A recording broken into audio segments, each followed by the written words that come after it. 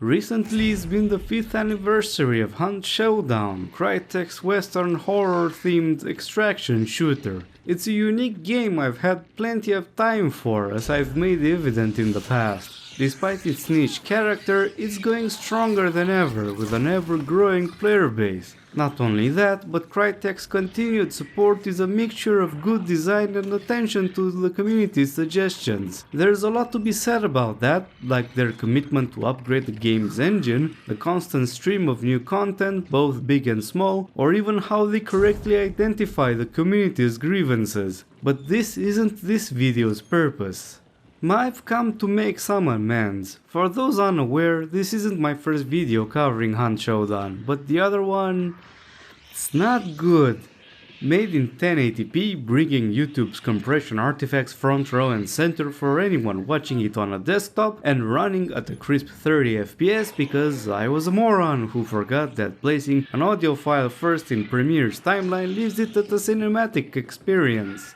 Amateur hour stuff, but beyond the technical failures, there's the element of how much experience I've gathered since publishing it. When I made the initial video, I had 100 hours put into it, and now I have closer to 650. I'll go into further detail later, but I can say now that Hunt is a game that rewards experience a lot more than any other shooter I've sunk my time in. And it makes a significant difference in how I perceive the game now as opposed to in 2021. Most importantly, the original video was more focused on presenting the game. It feels dry and impersonal for something I dedicate so much time to, and that doesn't cut it for me. Talking about how I experience Hunt Showdown seems like a better way to pay my respects. Thus, there is no music or quick cuts in editing, just the game in the background as I lay down my thoughts over the next 20 or so minutes. So, without any further ado, here are the reasons why I think it's such a unique and memorable game. Hunt Showdown is an extraction shooter with a high difficulty curve. For those unaware of what's an extraction shooter, it's one where you buy gear for a character, go into a match, try to complete an objective, and carry a token to an extraction point. And the hardcore shooter part means that regardless of how good your gear is, you are always very vulnerable. Most of the game's guns will kill you in a couple of shots in the vast majority of encounters. Even the AI mobs pose a potentially mortal danger, especially if they're charging down on you while you're too busy fighting another player. Despite all that, one thing stands out for me above all else. It's the single most calming experience I've had playing a multiplayer shooter. And I point toward the abundance of information made available during each match as the reason for that. One of the first things I've heard about Hunt was being qualified as that game with excellent sound, which wasn't an exaggeration. While I can go at length about how good weapons sound when fired and reloaded, this isn't the impressive part. Don't get me wrong, guns do sound amazing, but it pales compared to the dedication to offering a soundscape where every noise can be pinpointed accurately. This is a fact that escapes many shooters out there. Have you ever been in a situation where you can hear your enemy but doubt you know his exact position? I certainly did plenty of times. It's annoying and stressful at the same time when it happened. A 1v1 final shootout becomes less about your senses helping you gain the upper hand and more of a matter of eliminating the spot your enemy could be in. To be fair, most other shooters also have a slow walk mode that's completely silent, so what you hear doesn't provide all the information you might need. Hunt's crouch walking still creates noise, which is very easy to hear when there's little commotion around you in comparison. But most importantly, Hunt's positional audio is second to none at the moment I'm making this video, and that's no small feat. Every little thing you do is a treasure trove of information for those close enough to hear you. Your steps, switching weapons and equipment, charging a melee attack, reloading, healing and aiming down the sights let your opponent know your position. Since this information goes both ways, it makes duels a lot more engaging and exciting. It takes a different kind of mind game to outwit an adversary that always knows where you are. Even if the level design provides numerous opportunities to get behind the cover, doing so is not the safe guarantee you might think. After all, Hunt Showdown is a game where the vast majority of weapons shoot through the walls like butter and walls are filled with cracks to see through. But nowhere else does Hunt's sound design shines more than in the exteriors. The 3 maps we currently have are 1 square kilometer each, with at most 12 players in them, including yourself, duking it out. So as you can see, they aren't huge nor crowded, but with plenty of room to spare if you know what you're doing. Despite the reduced player density, matches are rarely a quiet affair. Gunfire is loud and gives away the position of a team hundreds of meters away from you. The same goes for many of Hunt's sound traps. Do you think I didn't rush through this balcony in Bioshock Infinite because I wanted a cinematic shot? Think again. Hunt Showdown conditioned my brain to avoid these bastards at all costs. Not only do they make a ton of noise, but they also fly up in the air as if they didn't give away your position well enough. Even if not as loud, other sound traps can still alert players over long distances and play an integral part in the match's dynamic. They force players to take their time, since triggering them puts a big target on their backs.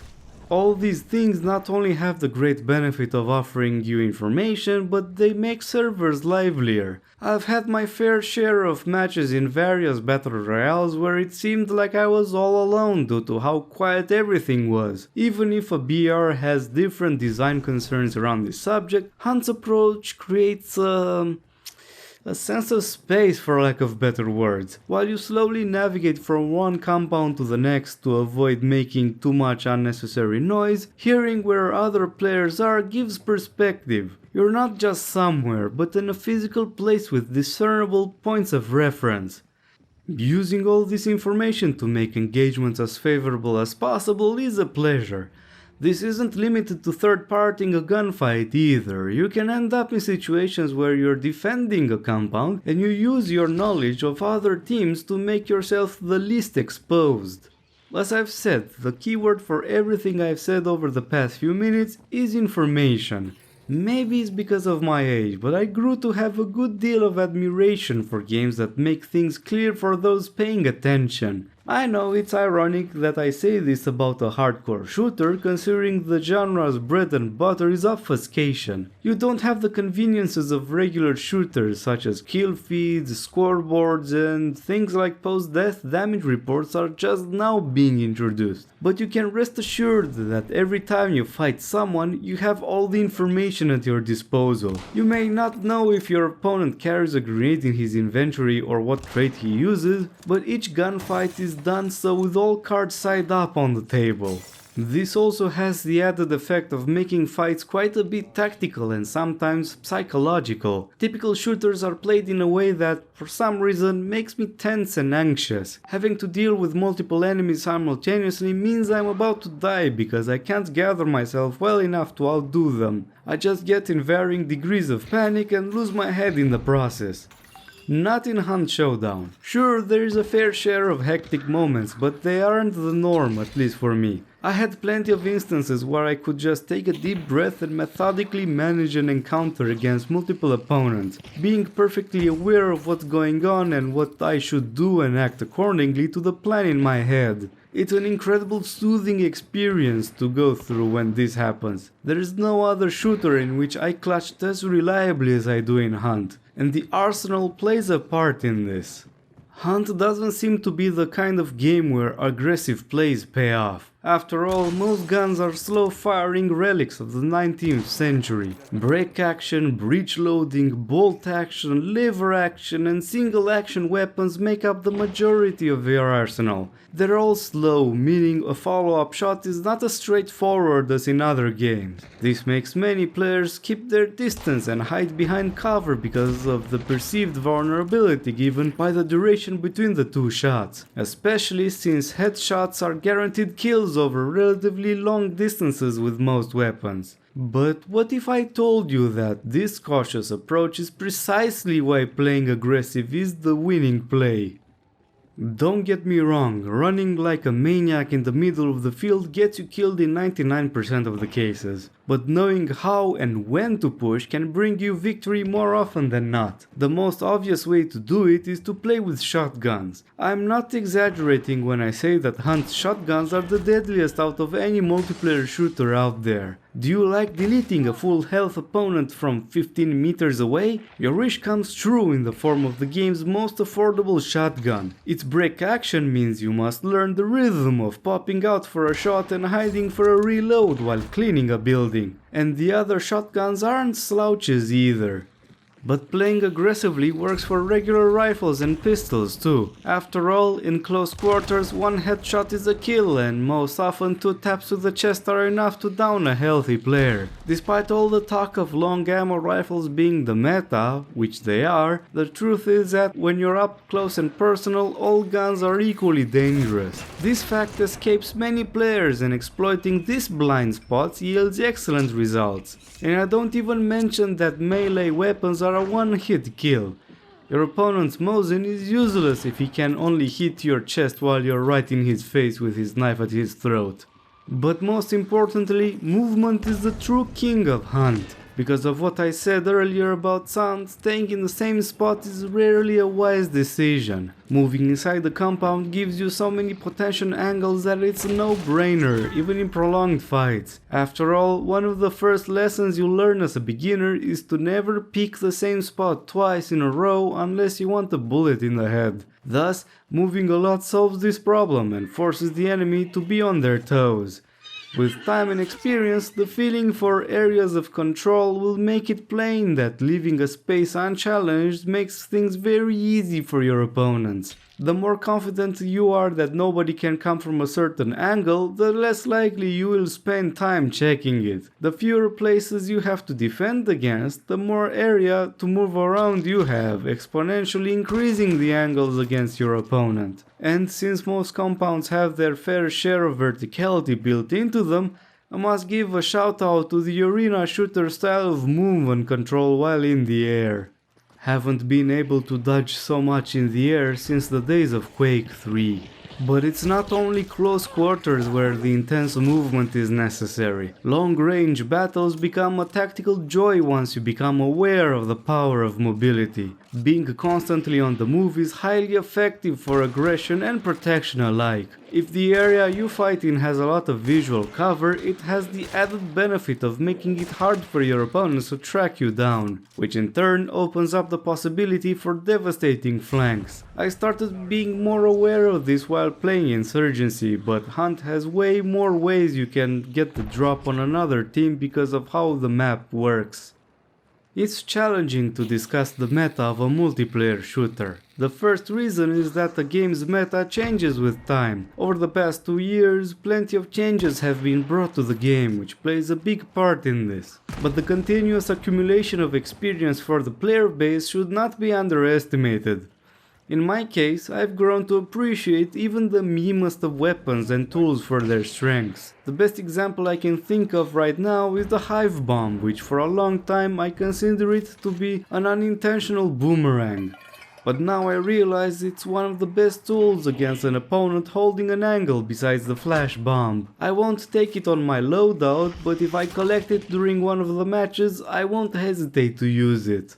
The reality is, even as long ammo rifles are still the most widespread, every gun is deadly when used correctly. It helps that Crytek actively tried to provide viable alternatives for each situation. Sure, long ammo is still the most versatile in the game, but it's not a guarantee for victory. The arsenal's variety is good enough to keep the game fresh for me, and I can safely say that after 650 hours, there wasn't a situation where I felt all encounters were played the same because of the arsenal. The second reason why judging the meta is difficult is because it varies wildly depending on the skill level of the players. I regularly sit around 5 stars, but I sometimes drop to 4 or even 3 when I go through a bad patch, and very rarely I play with 6 stars. The main differentiating factor between all of them is by far their experience and how that shaped their playstyle. Playing in random queues, I witnessed plenty of examples from which I could draw a conclusion. In short, players with less experience play Hunt a lot more scared. They're afraid to engage, try to avoid fights, and will avoid pushing as much as possible if they don't have shotguns. Don't get me wrong, if your opponents are holed up in a building and they all have shotguns, charging in without grenades is a guaranteed suicide. But too often I've seen players acting like their secondary weapons were just for show. Worse yet, they seem trained by other shooters to consider pistols as absolute last resort emergency buttons, while in reality they are just as lethal as rifles in close quarters and very viable tools. If they defend the compound, they're much more likely to place traps everywhere to the point where it kills any possibility of movement around correctly. Traps are excellent tools when used right, but spamming concertina wire everywhere only makes it so you barely have anywhere to move while your opponents will be outside, mildly inconvenienced. Their lack of mobility further reinforces my point about constant movement being vital when facing players with more experience. In short, cowardly plays are more often than not the first sign that they won't win the engagement. Once you go further up, a lot of things change for the better. 5-star players have their movement nailed down and better coordinate with their teammates. As someone who only plays in random queues, the quality of team play is evident to me. They're also a lot more confident in how they play, push more often and put pressure on the opponents when they can. They're not perfect, of course, but the overall experience is significantly more enjoyable for me at least. I feel like I have a lot more leeway playing with them since I know I can rely on my teammates to do their part whether I play well or not. Not to mention that they're going to say yes to the suggestion of going for the other bounty team more often than not. When it comes to 6 stars, it's more complicated to give an opinion, since I was rarely at that level. What I can say is that they're mostly people with thousands of hours put into Hunt and have excellent aim and will chew you out in no time if you make a mistake. Say goodbye to pushes, since exposing yourself to them results in a quick death.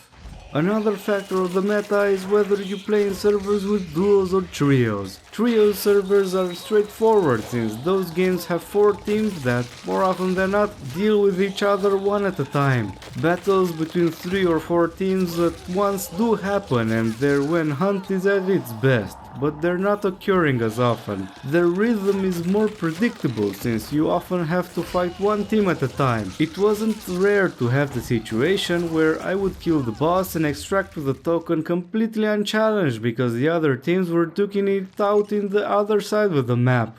Playing in duo servers is a more hectic experience since you're bound to have at least one team close by at the start of the match and multi-team fights are almost guaranteed. To add to that, you have solos snuck in to make more chaos. The best part of all this discussion is that, at the end of the day, Hunt offers you a ton of flexibility. Beyond my argument about the arsenal's variety, this is a shooter where you don't have a singular win condition. Beating the boss and extracting with the bounty token is one way of winning. So is killing both bosses, or killing the team attempting to extract with their bounties and taking them for yourself. Beelining towards any fight you hear in an attempt to clean the whole server. You don't even have to leave with a bounty. Winning a battle against an enemy team and extracting because you're missing health bars still counts. It's part of the charm of the extraction shooter formula, but it certainly works well in Hunt. Technically, there's an overall economy system since you have to buy guns and tools before going into a match, but it plays little of a role. Extracting with a bounty token yields you enough money to cover the cost of the most reasonable loadout. Since the next game after a win entails little additional costs, accumulating money is not challenging. You don't have to fear losing a kitted out hunter because the economy is not designed to be a grind. It certainly contributes to making things more relaxing. Sure, it still sucks to lose a hunter with good guns and many traits to them, but it's not the end of the world when it happens. Same for having a cold streak with multiple games in a row where you die. The economic damage is not something to worry about in most cases. As mentioned before in the previous video, Hunt is not for everyone and has many quirks you wouldn't expect to find. For instance, the game's crosshair is not in the center of the screen.